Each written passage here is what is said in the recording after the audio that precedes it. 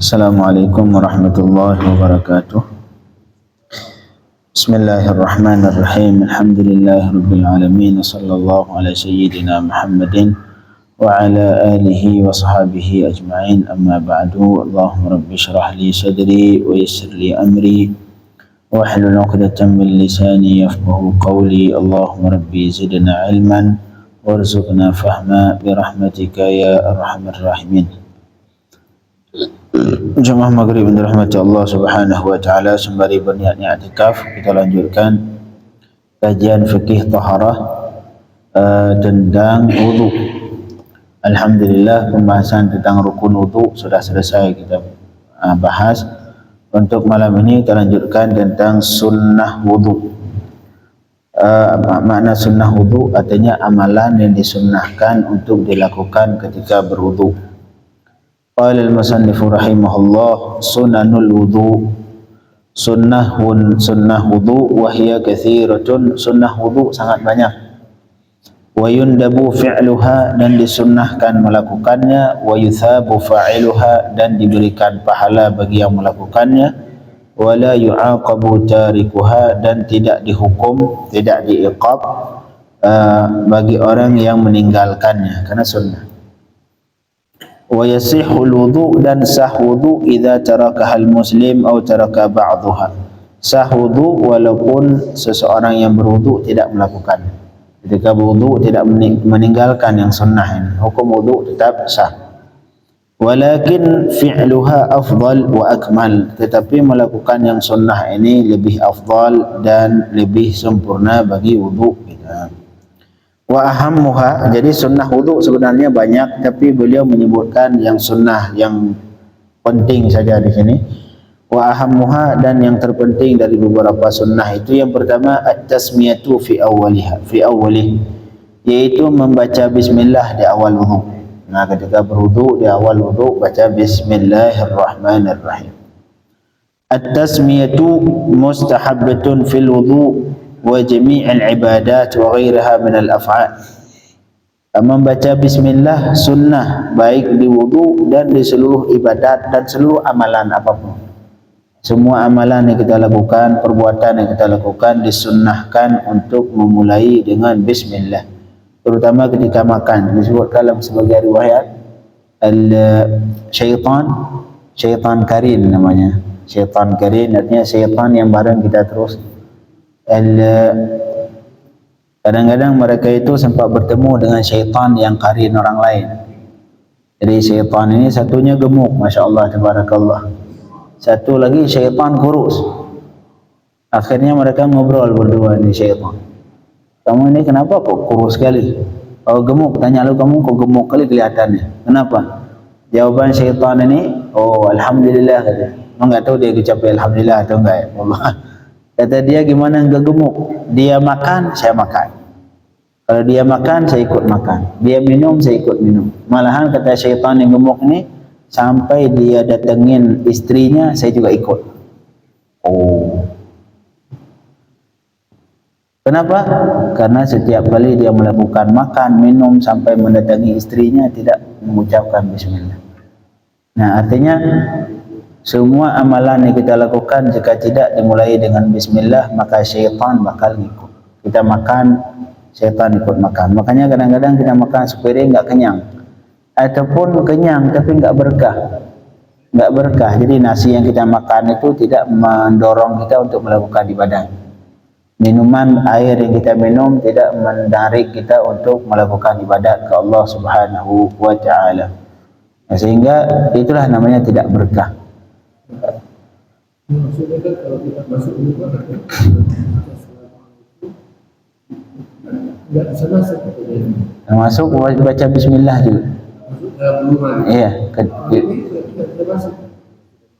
tapi ada syaitan yang bisa selama kita di rumah, kan syaitan banyak, Masya Allah, tabarakallah. Syaitan banyak, jadi jangan anggap syaitan cuma satu, enggak, syaitan banyak. Ada syaitan yang sampai kita makan, dia ikut makan, kita minum, kita ikut minum. Yang paling bahaya, na'udzubillah min dzalik, kita datengin istri kita, dia juga ikut. Na'udzubillah min dzalik. Maka satu syaitan gemuk, Akhirnya dia tanya kawannya, kau kok jadi kurus? Gimana enggak kurus, kata dia. Setiap kali dia makan mengucapin bismillah, saya enggak bisa makan. Dia minum mengucapin bismillah, saya enggak bisa minum. Semua yang apapun yang dia lakukan mengucapin bismillah, saya tidak mendapatkan sama sekali. Akhirnya ya kurus. Nah, jadi syaitan ada syaitan gemuk dan syaitan kurus. Makanya kita berusaha untuk membuat musuh kita yaitu syaitan kurus. Nah, biarin kita yang gemuk, tapi syaitan yang kita miliki harus kurus. Jadi sunnah mengucapkan bismillah baik di wudu dan di semua amalan apapun disunnahkan memulai dengan bismillah. Kecuali hal yang makruh, perbuatan yang makruh, merokok, bismillahirrahmanirrahim. Enggak ada yang makruh, enggak ada bismillah merokok. Makruh. Ataupun perbuatan yang lain yang makruh, tidak usah bismillah. Main catur, bismillahirrahmanirrahim. Enggak perlu bismillah, enggak sunnah bismillah. Pada perbuatan yang makruh, apalagi yang haram, hukumnya tidak disunnahkan, malahan ada yang haram membaca bismillah. Wa akmaluha, dan yang sempurna dari bismillah yaitu ayyaqula, berkata bismillahirrahmanirrahim, sempurna. Itu bismillah yang sempurna, yaitu bismillahirrahmanirrahim. Fa in qala bismillah faqad hassala fadilat at-tasmiyah. Jika cuman berkata bismillah, tidak disempurnakan bismillah, faqad hassala fadilat at-tasmiyah, maka ia sudah mendapatkan fadilah baca bismillah walaupun cuman bismillah. Wa in nasiyat tasmiyah aw tarakaha 'amdan fi awwalihi wa dzakaraha fi athna'ihi ata biha. Jika seseorang melupakan bismillah di awal atau memang sengaja tidak dilakukan, tidak membaca, sengaja di awal enggak ketika di awal tidak mengucapkan bismillah, kemudian baru timbul keinginan membaca kembali ataupun teringat, oh iya saya tadi enggak baca bismillah, hukumnya ata biha fi athna'ih, dia mengucapkan bismillah kembali walaupun sudah di pertengahan wudu. Begitu juga di pertengahan makan, sunnah baca bismillah. Walau yusammi, dan jika tidak membaca bismillah sampai selesai wudu, sudah selesai wudu enggak baca-baca dia, lam yusammi li fawati mahalliha, enggak perlu baca bismillah lagi, sudah selesai. La ilaha illallah. Kemudian wa tasmiyatu, dan membaca bismillah di awal wudu ketika ghaslil kaffain, ketika membasuh dua telapak tangan. Nah, ketika membasuh dua telapak tangan, disitulah baca bismillah, bismillahirrahmanirrahim. Nah, kalau kita dalam tempat mandi, dalam hati aja. Dalam hati. Nah, itu enggak perlu baca besar suara. Fayanwi, jadi setelah baca bismillah, fayanwi sunanal wudu, dan dia berniat membasuh tangan, kemudian itu semua untuk niat sunnah, itu untuk sunnah wudu. Kemudian ada pun dalil baca bismillah ketika berwudu, yaitu hadis riwayat Sayyidina Anas radhiyallahu anhu. Kata beliau, talaba ba'du ashabi Rasulillah sallallahu alaihi wasallam wudu'an. Suatu ketika sebagian sahabat Nabi mencari wudu. Wudu ini air yang dipakai untuk berwudu, mencari air wudu. Falam yajidu ma'an, kemudian mereka tidak menemukan air. Faqala alaihi salatu wasalam, kemudian Rasul bersabda, bertanya ke sahabat beliau, hal ma'a ahadim minkum ma', apakah bersama kalian ada yang memiliki air, ada yang bawa air? Nah, dari salah satu dari kalian ini ada yang bawa air. Fa'ata bima'in, tiba-tiba ada salah satu sahabat yang membawa air. Fawad'a yadahu fil ina'i alladhi fihi al-ma', kemudian Rasul meletakkan tangannya dalam bejana yang ada air tadi. Thumma qala, kemudian beliau bersabda, tawaddau bismillah. Nah, berwudu'lah kalian dengan nama Allah, artinya dengan mengucapkan bismillah.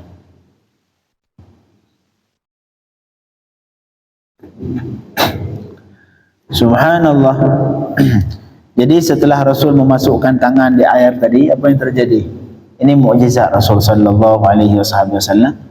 Kemudian qala Anas, Sayyidina Anas berkata saat itu setelah Rasul selesai semua, faraitul ma' yafuru min baini asabi'i. Kemudian kata Sayyidina Anas, saya melihat air itu terpancar dari jari-jari Rasulullah.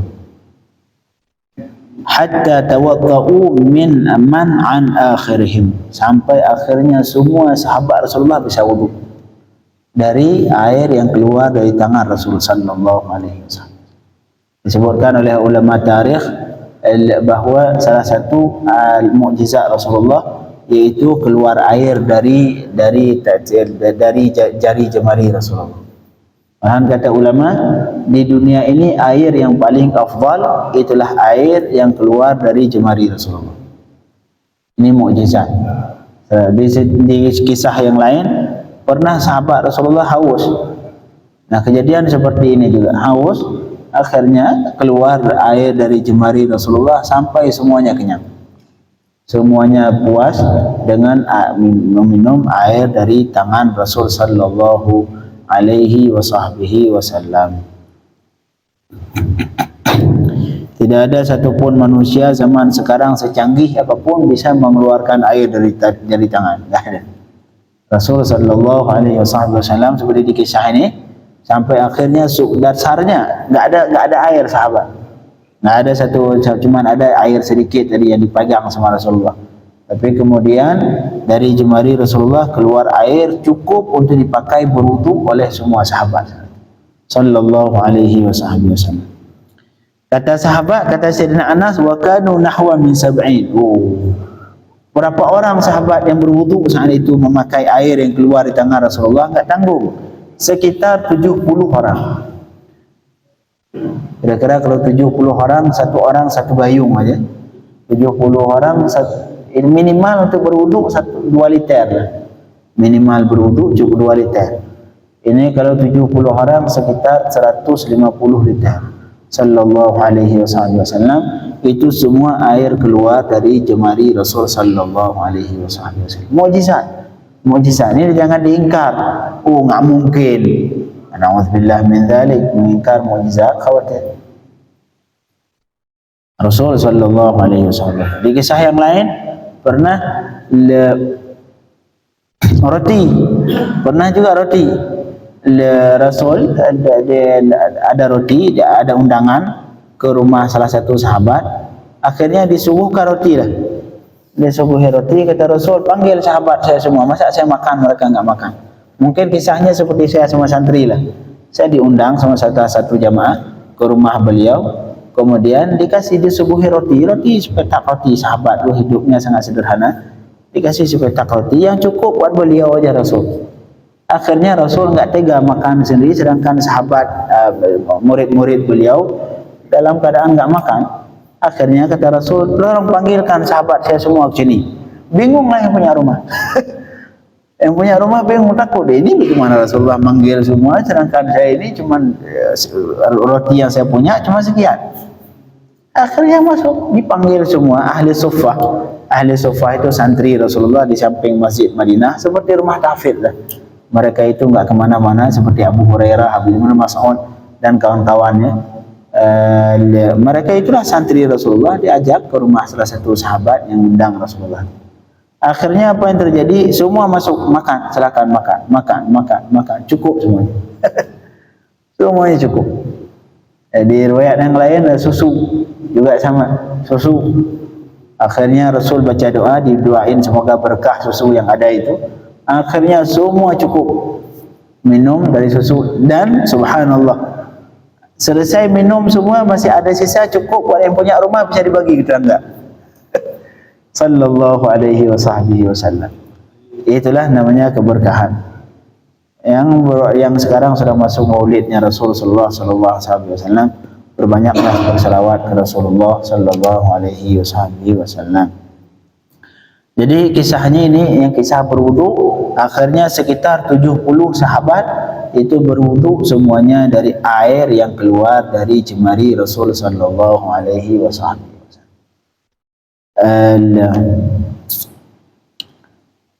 Kemudian walau tarakat tasmiyata, ini hadis yang tadi kita sampaikan, hadis riwayat al-Imam An-Nasa'i dan Imam Ahmad. Imam An-Nasa'i dalam Sunan An-Nasa'i, begitu juga al-Imam Ahmad dalam Musnad Imam Ahmad rahimahullah. Kemudian walau tarakat tasmiyata sahwan aw amdan sahha wudu'uh, Jika meninggalkan membaca bismillah baik lupa atau sengaja, sah wudu. Sah wudu karena membaca bismillah hukumnya sunnah.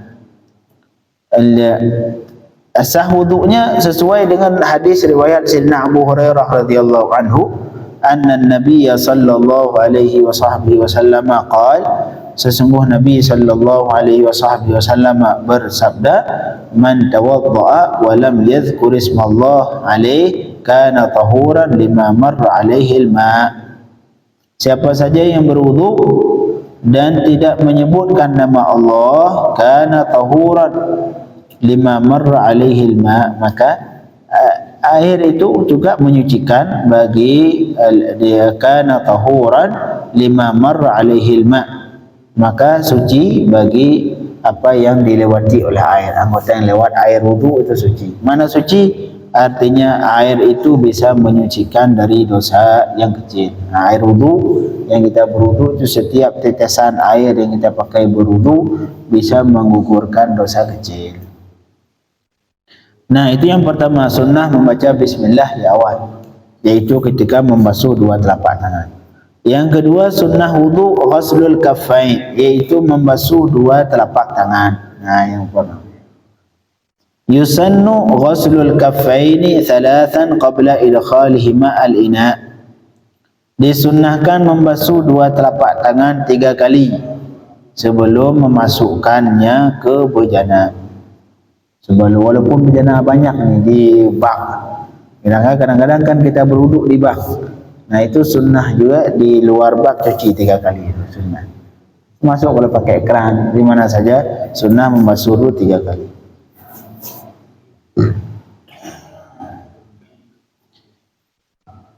Wa in tayaqqana tuhrahuma, walaupun ia yakin dua tangan itu suci, yakin suci, kita disunnahkan untuk membasuh 3 kali.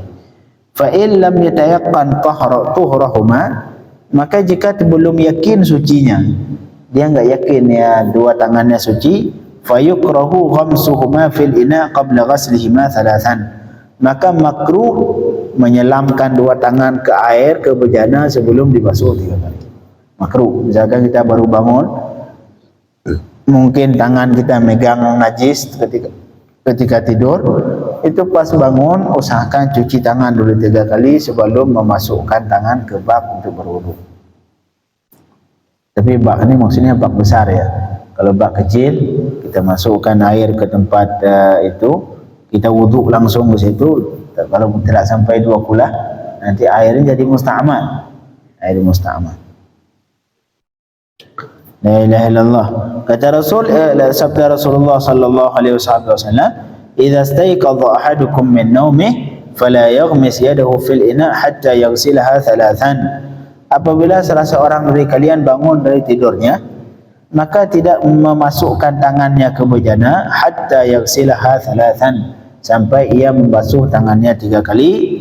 Fa innahu la yadri aina batat yaduhu, karena ketika tidur ia tidak mengetahui di mana tangannya ketika tidur. Mungkin dia megang najis, kita enggak tahu tangan kita ketika tidur.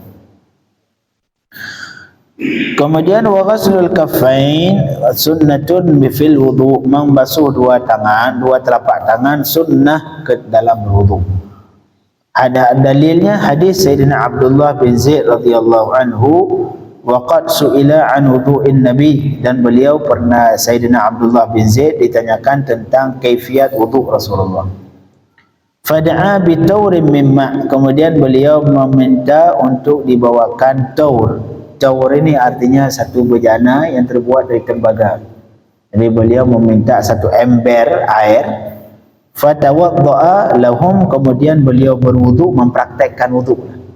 Jadi ada orang minta ke muridnya, tolong praktekkan bagaimana Rasulullah berwudu. Beliau minta ambil air satu bejana, kemudian beliau mempraktekkan wudu untuk murid-muridnya itu seperti wudunya Rasulullah. Nah, itulah sahabat. Fa'akfa'a ala yadayhi minat taur, kemudian beliau menuangkan air di atas dua tangannya dari taur tadi, dari bejana tadi, dituang kayak mungkin kayak apa namanya cirik gitulah, dituangin untuk beliau berwudu. Faghasala yadayhi thalathan. Kemudian beliau membasuh, mencuci dua telapak tangannya 3 kali di awal. Itulah artinya ini praktek beliau, kaifiat wudu'nya Rasulullah sallallahu alaihi wasallam. Kemudian yang ketiga, sunnah wudu yang ketiga adalah isti'malus siwak, memakai siwak sebelum berwudu. Sunnah pakai siwak sebelum berwudu. Mungkin kalau di kamar mandi ya pakai sikat gigi ya, supaya lebih bersih. Nah, isti'mal wa huwa sunnatun fil wudu, memakai siwak juga sunnah dalam berwudu.